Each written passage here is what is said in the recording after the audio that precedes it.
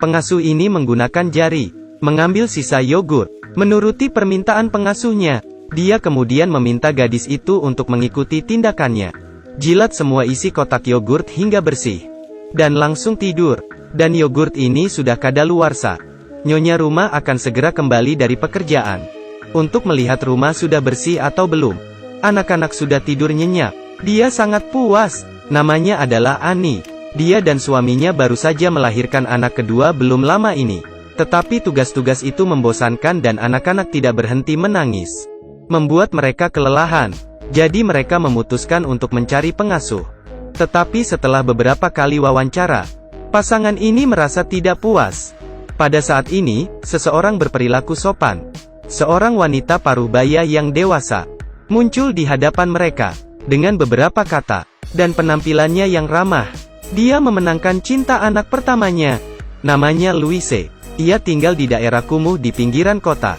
Dia bangun pagi-pagi sekali, dalam keadaan yang rapi dan bersih. Tiba di rumah Xiaomi tepat waktu. Menghadapi kekacauan Xiaomi, Louise berkata dengan hangat, "Jangan khawatir, serahkan sisanya padaku."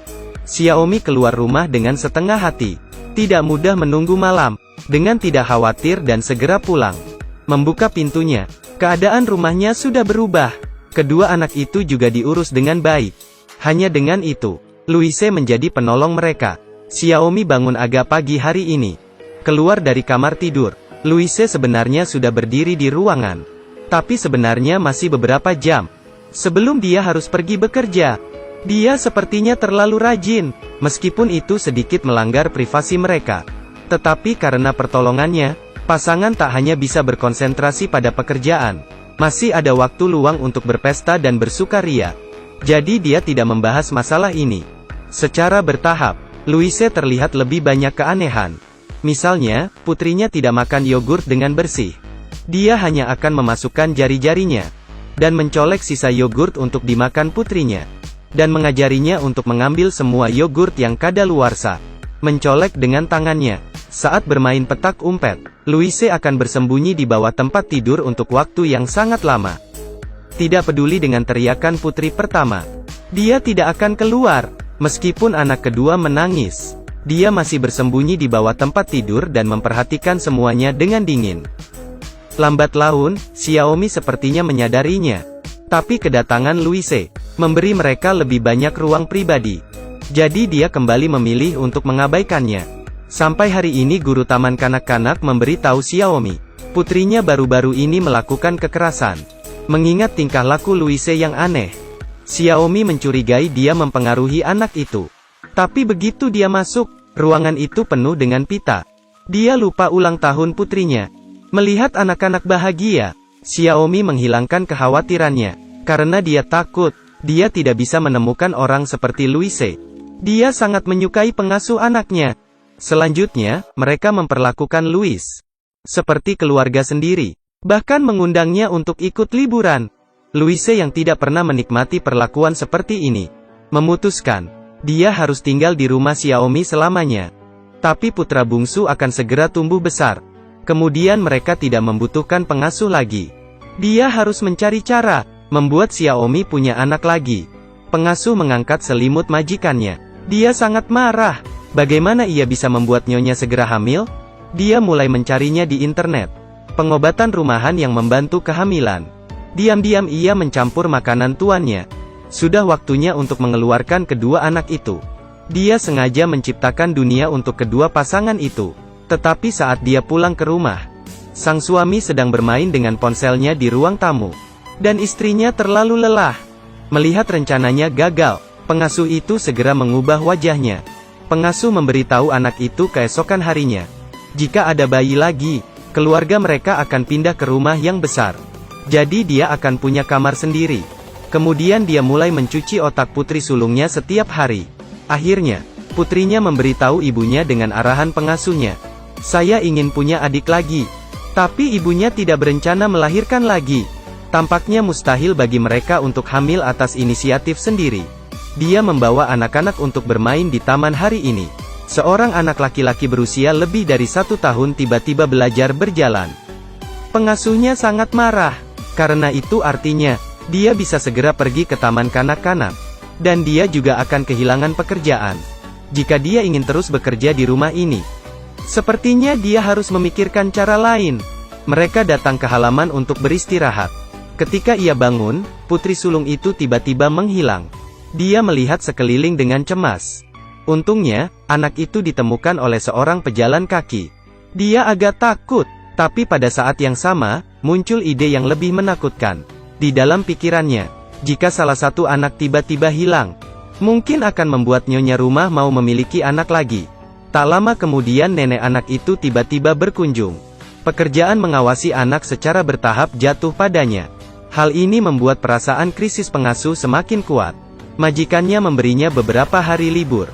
Karena seluruh keluarga harus pergi ke desa nenek untuk berlibur. Pengasuh duduk di rumahnya. Sepertinya ia sudah meramalkannya. Kehidupan setelah menganggur. Memikirkan hal ini, dia diam-diam datang ke rumah majikannya. Dia ingin memanfaatkan kesempatan itu.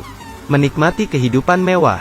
Di sisi lain, nenek merasakan bahwa pengasuh anak itu sedikit tidak normal. Dia menyalahkan pasangan itu. Jangan hanya sibuk dengan pekerjaan dan mengabaikan anak-anak. Melempar tanggung jawab mengurus anaknya ke pengasuh. Sesuatu akan salah, cepat atau lambat. Pada saat yang sama, pengasuh telah mengacaukan rumah majikannya. Karena dia tahu, dia harus membersihkannya sebelum pemiliknya kembali. Menempatkan seikat bunga, tidak akan membuat mereka curiga. Pengasuh ini sedang menemani anak majikannya. Ketika mereka sedang bermain, tiba-tiba dia bilang dia ingin buang air kecil. Anak itu mengira dia bercanda dan menunjuk ke toilet. Tak terkira, pengasuh itu mengambil dudukan toilet untuk anak-anak. Setelah itu, dia menyuruh anak majikannya untuk membersihkannya. Pada malam hari, gadis itu memberitahu ibunya dengan ragu-ragu. Pengasuh bayi menggunakan toilet kecilnya hari ini. Tapi ibu sama sekali tidak mempercayainya. Ayahnya juga mengajarinya bahwa berbohong itu salah. Putrinya membantah bahwa dia tidak berbohong. Tapi orang tuanya tidak peduli. Keesokan harinya pengasuh mengajak kedua anaknya jalan-jalan. Gadis itu sedikit ketakutan, kabur saat pengasuhnya sedang tidur. Pengasuh terbangun dan menemukan anak itu hilang, ia sangat cemas. Akhirnya menemukannya di bangku taman. Pengasuh mengambil gadis itu, mulai memarahinya dengan keras. Gadis itu sangat ketakutan, dia menggigit bahu pengasuh. Sore ini, majikannya menemukan sesuatu di lengan anaknya. Bekas gigitan. Pengasuh mengatakan itu adalah gigitan putri sulungnya. Majikannya agak ragu. Saat ini, pengasuhnya langsung membuka pakaiannya.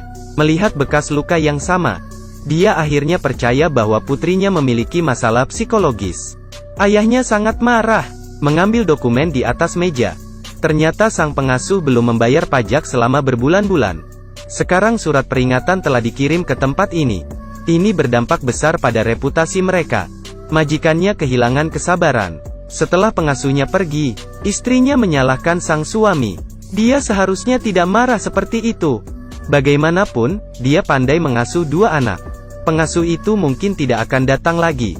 Jika dia sangat marah, dan untuk sementara waktu, sulit untuk menemukan orang lain yang cocok. Tapi tak terduga, pengasuh datang tepat waktu keesokan harinya. Karena dia takut kehilangan pekerjaannya. Kemudian pengasuh itu menemukan sepucuk surat di tangan anak laki-laki itu. Ia melihat isinya. Ternyata itu adalah pemberitahuan masuk untuk taman kanak-kanak. Sekarang dia benar-benar akan menganggur. Di perjalanan pulang, dia tidak bisa berhenti menangis. Lingkungan di tempat ini kotor dan berantakan. Dan gelandangan itu buang air kecil di mana-mana. Dia benar-benar tidak ingin kembali. Hari-hari yang buruk itu, dia membuka pintu. Kamar gelap yang sempit membuatnya tercekik. Mengapa majikannya tidak bisa punya anak yang lain? Sehingga saya bisa tinggal di rumah mereka selamanya. Semakin dia memikirkannya, semakin marah, dan dia mulai kehilangan akal sehatnya. Saat ini pikiran yang mengerikan muncul di kepalanya. Keesokan harinya dia datang ke rumah majikannya seperti biasa. Tapi kali ini dia tidak menenangkan anak yang menangis itu. Tapi untuk menikmati mandi di dalam bak yang besar. Akhirnya dia mengisi bak mandi dengan air. Menyapa kedua anak itu untuk datang dan mandi. Putri sulung bersembunyi diam-diam di bawah tempat tidur. Tidak tahu sudah berapa lama. Di bawah apartemen itu penuh dengan orang.